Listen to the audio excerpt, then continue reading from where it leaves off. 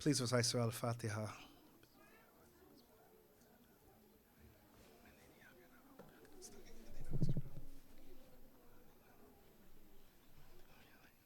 Slippery.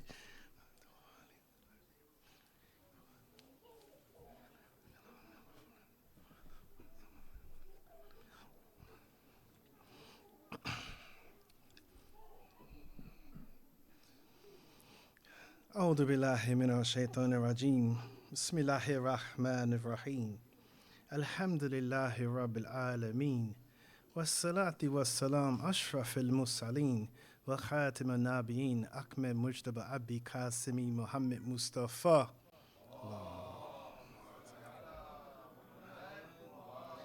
ولي طيبين الطاهرين صلى الله عليك يا سيدي يا مولاي يا رسول الله صلى الله عليك يا سيدي يا مولاي يا عبد الله يا رحمة الله واسيا ويا بابا نجاة الأمة فليتنا كنا معكم سادتي فنفوذا فوضا عظيم إنا لله وإنا عليه راجعون صلوات.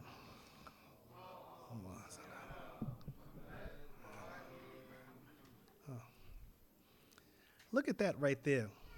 Do you see what they're doing? Well, that does not concern me. Why should I even look at what they are doing? That's their problem. Why should it be any of ours? Let's just go. Let them be.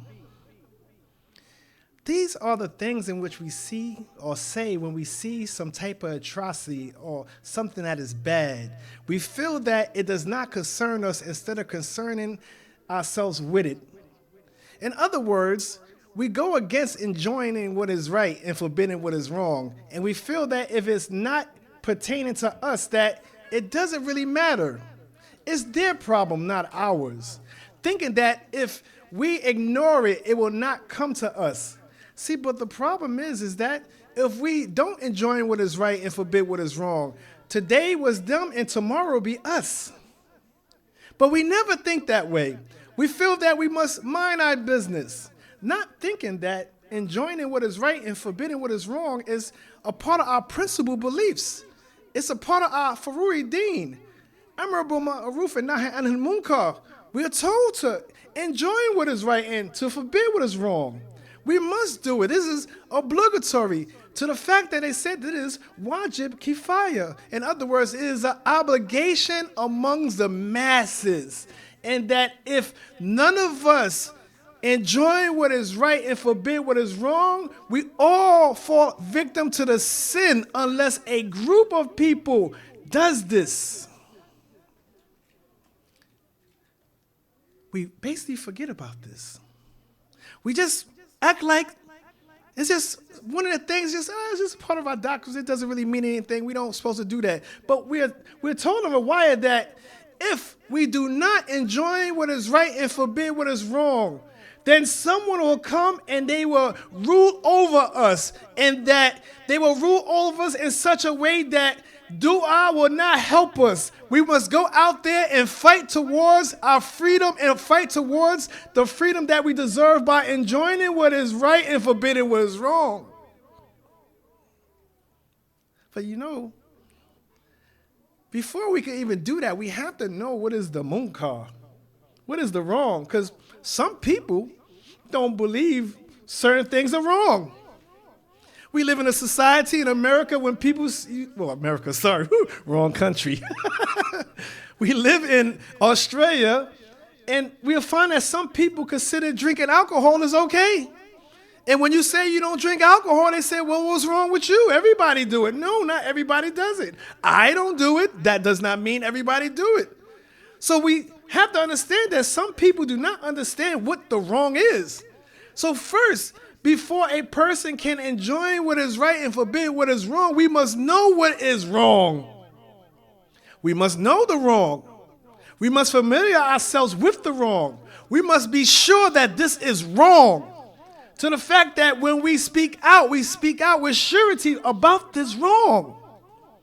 If not, then we'll put a blind eye on this wrong and we will say, oh, there's nothing wrong with this wrong. You know, this is what they do. But then we have to understand that, okay, these people may consider it as right, but eventually our children may be around these people and they may see these things and they may say that, oh, it's nothing wrong with this Baba. Oh, it's nothing wrong with this Umi. Look, my friends do it. Oh, look, they do it. Oh, you know, just leave it alone. But if we was to condone it, then we'll find ourselves being victims to the same thing. So this is why we must, at all means necessary, enjoy what is right and forbid what is wrong. Because one day it will come to our doorstep if we don't stop it beforehand. And then it might be too late. All right? That's what happens. We let things go. We say, no, let's let it go. It's okay. It's okay. It's them. It's not us.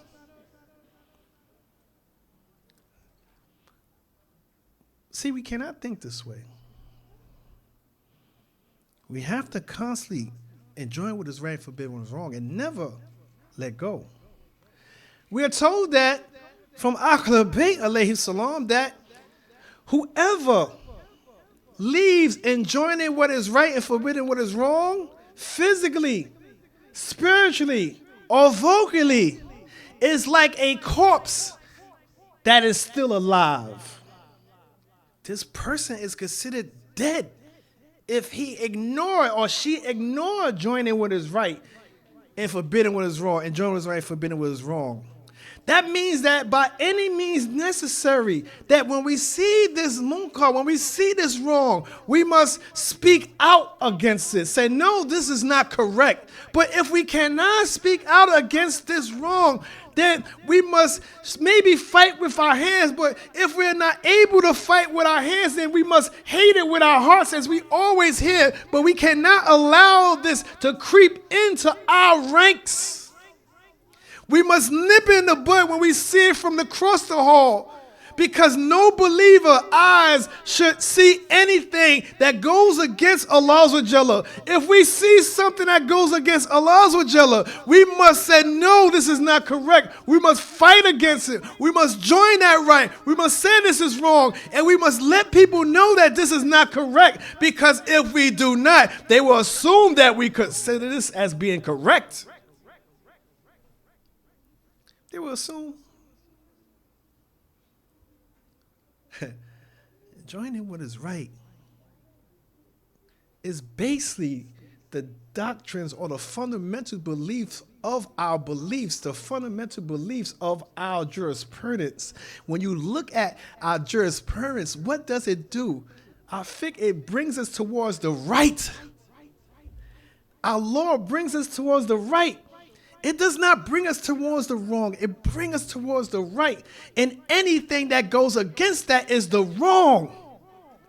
Allah Jalla, He has placed these rules for us to enjoy, to have good life, not a bad life, not to follow what is wrong, but to follow what is right, to speak out what is wrong and speak to what is right. In a story, one time, there was 100,000 people in this town. And it said Allah Jalla, He said to Shuaib, I'm gonna take away these people, these 100,000 people. But the kicker is that amongst these people, there was a high number of believers. And there was a high number of disbelievers. I think the believers was about 60,000. And amongst the disbelievers was 40,000. But Allah Jalla, He told Shuaib that He's going to wipe out all 100,000 of the people. So the question which he asked is that, oh Allah, why are you going to wipe out the whole 100,000 when only some of them are disbelievers and the others are not? Allah Jalla, He said to him, He said, because the ones that believed, they did not see any problems with those who committed the sin. They did not enjoin what is right and forbid what is wrong. They said what they was doing was okay. There's nothing wrong with that. They can continue it. It does not affect me. So because of this, Allah Jalla, He wiped out the whole 100,000 of the people.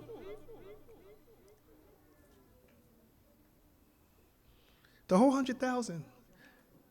Because these people, they stopped enjoining what is right and forbidding what is wrong. Most of the things in which we have the atrocities in which that come upon us happens by our own hands. We allow the atrocities to come upon us because when we see it from a distance, we do not stop it. We just let it come on by. In other words, we must pay our debt to Allah. And by paying our debt to Allah, we are told in Riwayah that we must enjoy what is right and forbidden what is wrong. Because we are in debt to Allah for us to do it. And that's how we repay our debt to Him, by doing that. This is what it said, Riwayah. This is not for me. To repay, we owe the debt. We owe the debt to Allah Jalla. We owe the debt to society because Allah Jalla has chosen us to be believers. And because He had chosen us to be believers, that means He has gave us a certain thing that we have to use to help others to see the light. You know, it reminds me of something.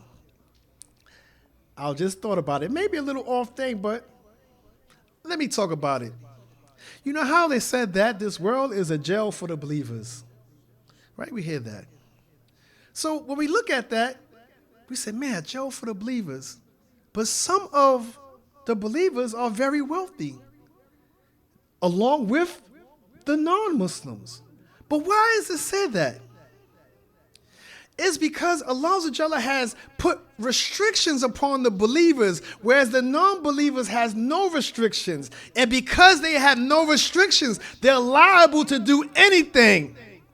Whereas Allah Jalla has put restrictions upon the believers, that means we must follow the laws in which He has placed upon us, these good and lawful laws. And these laws are the key to enjoining what is right. So when we see these people that does not do that, because of what we was given, we must give them this guidance. Give them this guidance. We owe this as a debt. We owe this as a debt. So we must have to repay this. We have to repay this. If not, then we are liable. We are considered a corpse that is alive. You know, one time, a story that Imam Jafar Sadiq alayhi salam, he was talking about with Rasulullah. Someone came to Rasulullah, sallallahu alayhi wa alayhi, and he asked him, let's say he was from the Banu Kasa'im, Banu Kasa'im. That was saying the thing, Banu Kasa'im. And he went to him, he asked him to advise him about what is the best way of worship, what is good. Rasulullah, he said, faith in Allah. Iman in Allah. This is good. This is good for submission or helping. He wanted to perfect his submission. And he said, faith in Allah. And he said, what else? What else, Rasulullah? Rasulullah, he told him, he said, also for you not to cut the ties with family. Then he said, oh, what else? He said, to enjoy what is right and to forbid what is wrong. Which is good. Because if you notice, these are all good things. There's a lot of thawab in all these. If your iman increase, the more ibadah in which you do towards Allah Jalla, the more you see good and you run towards it, the more you see bad, you run away from it. And then when you see that you keep the family ties, that it brings that love amongst the family and strengthen the family. And at the end, that you must enjoy what is right and forbid what is wrong. So when you have that imam and you have the family and you enjoy what is right and forbid what is wrong, you take care of everything all around you. Then he said, what is despised by Allah?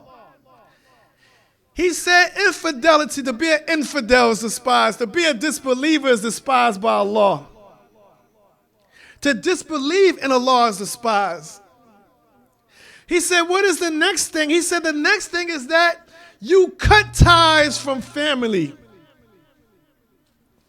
And he said, oh, Rasulullah, what's next? What's next after that? He said to enjoy what is wrong and forbid what is right.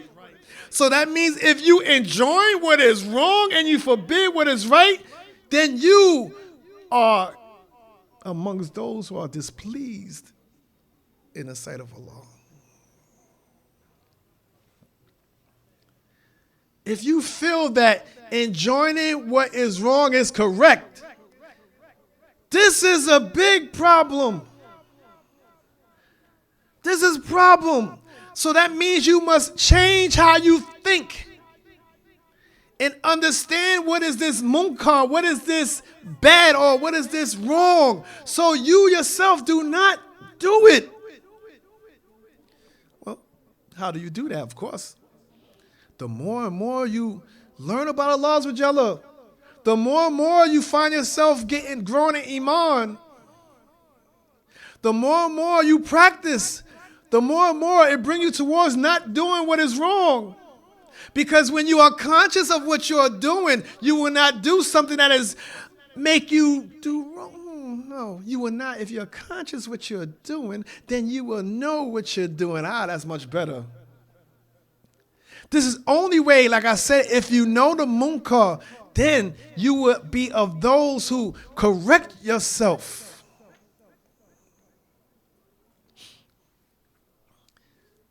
You know, this may seem simple, but it's very difficult with all the distractions in which we have growing up in a Western society where we are bombarded with all types of negative things, all types of things that takes us away from the path of Islam, all types of things that our friends trying to influence us with, that's telling us that it's okay, we should do it. But it's not okay to do it. If it goes against what Allah Jalla, He tells us to do, then we should not do it. If He tells us that we enjoy what is right, that means we must enjoy what is right amongst each other. They said that the believers are mirrors of one another. Is that when I look at my believing brother, I should see myself. So when I see my believing brother, he or believing sister or she, when they are doing wrong, I must correct their wrong and bring them back towards the Siratul Mustaqim. I must enjoy what is right and forbid what is wrong to them. And let them know that, no, this is not correct. This take you off the path of Allah Jalla. I'm here to help you stay on this path by enjoining what is right and forbidding what is wrong. I'm helping you stay on this path. It's up to us to enjoy what is right and forbid what is wrong. You know, many times we look at these concepts and we know them by heart. We know them since we was children. It's not like we don't know these things, but it's about knowing and doing. The difference between someone who knows something and someone who really knows something is that the one who knows it, he knows it. But the one who really knows it, not only do he know it, but he implements this into his or her life. We see these examples of people implementing these type of things in their life by enjoining what is right and forbidding what is wrong. When we look at the tragedy of Imam Hussein alayhi salam, not only did they know about enjoining what is right and forbidding what is wrong, but they also practiced this as well. They sacrificed all they had for Imam Hussein because they knew that the Imam was right, and they knew that Yazid was wrong. They knew that Muawiyah was wrong. They knew that Bani Umayyad was wrong. They knew that the Prophet of Allah, his grandchildren, and all who was connected was right. So they sacrificed themselves for this. This is why we look at examples of like companions of like her. Excuse my accent with that. Well, you know who I mean. What did he do? At one time, he was on the side of Yazid. But then when he started to think about his life after, what did he do? He went to the side of Haq. He went to the side of what is right. He left the side that what was wrong. It was so serious that they said when he started to rush towards Imam Hussein alayhi salam, that he galloped so fast that he would not turn away. This is an example of someone who's knowing Amr bil Ma'ruf and Nahi anil Munkar. He know what is wrong and he know what is right. And he ran towards that. This is supposed to be the example for us when it comes down to enjoying what is right. We must run towards this. We must run away to what is wrong. Because once we know the munkar, once we know the wrong, we have to abandon the wrong and go towards the good. Because Allah Jalla wants us as believers to be towards the good, not towards the bad. If Allah Jalla wanted us to go to the hellfire, He would not have gave us Islam. He would not have gave us Rasulullah. He would not have gave us Ahlul Bayt to be our physicians for those who are sick. We are the Murid, we are the sick. And because that Allah know we sick, He gave us these guys to make sure that we enjoy what is right and we forbid what is wrong and we become healed patients. Not only helping ourselves, but helping others as well. This is one of many examples that happen in Karbala, that those who enjoy what is right and forbid what is wrong, that left the army. Many people left the army of Yazid because they realized that they was on the wrong side and they must leave this because the Munkar became aware and they left that line and went towards Imam Hussein and they lost their life at the same time, but they lost their life in a good way. They lost their life in a good way. They lost their life in a good way. Because they understood that Yazid was somebody that was bad. This guy was so bad, it's just horrible. They said a story that the king of Rome sent his son to Yazid to see him. And at the time, they said that he had the head of Imam Hussein just there. So the king's son of Rome, he asked him, who head this belong to? Who head this belong to? He said, why? This is what Yazid said, why? He said, because when I go back to my father, he's going to ask me about everything in which I've seen. And I've seen this head. And I want to know who this head is so I could tell my father what about this head. Then he said, oh, this head, this is the son of Fatima, who is the daughter of Rasulullah, the Prophet of Islam. He said that how disrespectful, how wrong you are. He said, here it is. You killed the grandson of the Prophet of Islam, and all that between you and him is one woman, one mother. He said, my father is a descendant of Prophet David. And when I walk, people gather the dirt from my feet and they use it. They respect the dirt. And we have many generations away from us. But here it is. He said, my religion is better than you and everything else. How could you kill Imam Hussein? He said, you just have a woman, a mother in between you and him. In other words, it's not 100 or 200 years that he was a descendant of Rasulullah. No, he was the son of Rasulullah. This was special. Because remember, they said that Rasulullah was up top, but no, Allah had made Imam Hussein his son, whereas Amir al-Mu'mineen Ali alayhi salam said, no, these are not my sons. These are sons of Rasulullah. Here it is, this short time. He killed. Then he told him a story. He said that we have a place, it's a cubicle, like a small place of golden. And in this place, there's a box. And we got a horn of an animal that they said that Prophet Isa alayhi salam used to ride. He said, people come to this place and they revere what's in this box. He's showing him how even though that this is not Prophet Isa himself, it is an animal that they said that he might have rode long time ago, how they revered this.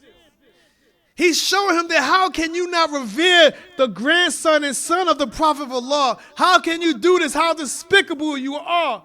So much so that they said that Yazid got so upset and that he did not care. The prince did not care. He said, oh, you want to kill me? He said, yes, I am going to kill you. He said, so be it. I don't care. They said that at that time, where he did, he said, La ilaha illallah Muhammadur Rasulullah. Then he ran towards the head of Imam Hussein and he kissed the head of the Imam. Here it is, a person that had no ties to Imam, from a far different place, from a far different lineage, from a far different religion, with a far different ideology. He respect Imam Hussein. He enjoined what is right and he forbid what is wrong by showing Yazid that how can you do this? He saw, he knew the munkar, he knew the wrong, and he spoke out against it. And in turn, he lost his life, but he did not care that he lost his life because he realized that it was far more better to enjoin what is right and forbid what is wrong than live with this reality of knowing that this was wrong and eventually this wrong will come to his doorstep.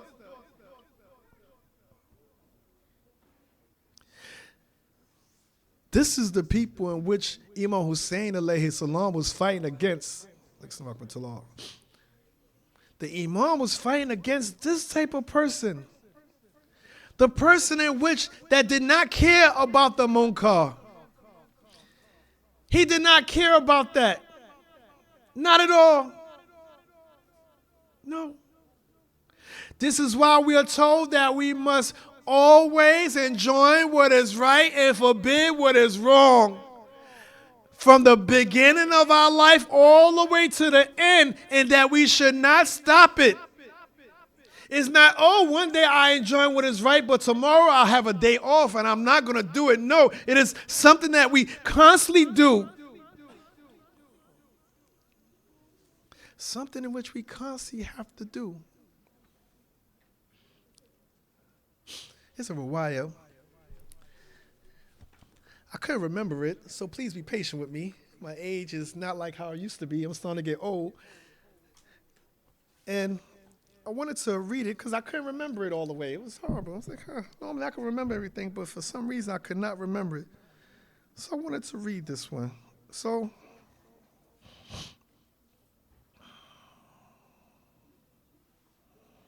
one time, in this riwayah, it's from Imam Bakr alayhi salam.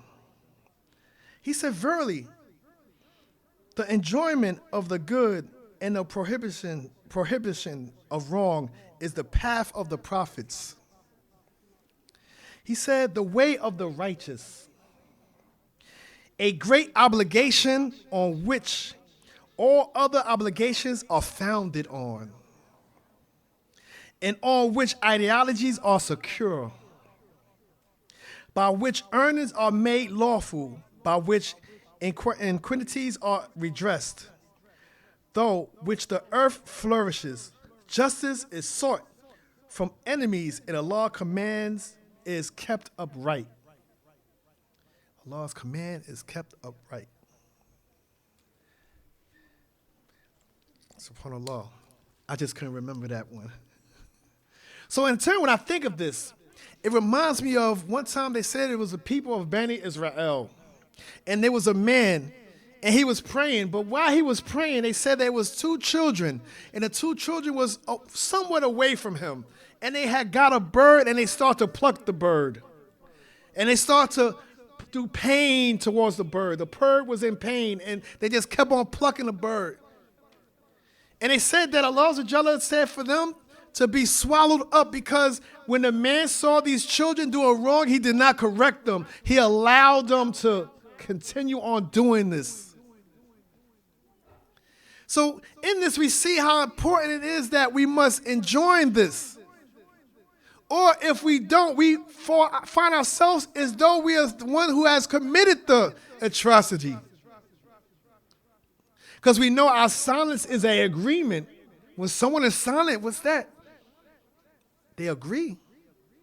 If they don't show the hatred or whatever it may be against this act. This is why we are told that the one who enjoin what is right and forbid what is wrong are the deputies of Allah, the deputies of Rasulullah on this earth. So they said that one or the people that do this, they are considered the deputies of Allah, the deputies of Rasulullah on this earth.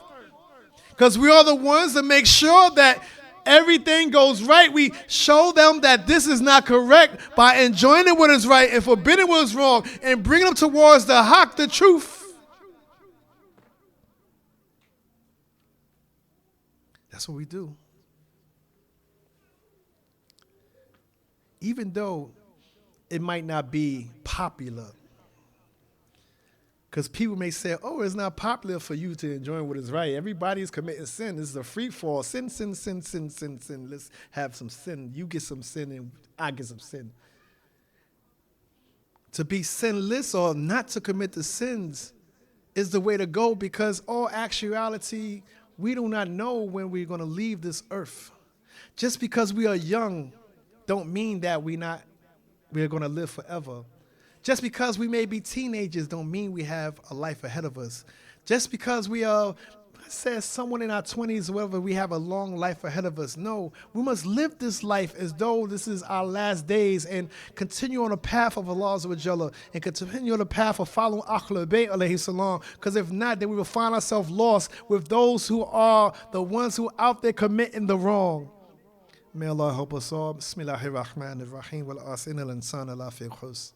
إلا الذين آمنوا وآمنوا الصالحات وتواصوا بالحق وتواصوا بالصبر آخر دعوانا والحمد لله رب العالمين وصلى الله محمد وآله الطاهرين.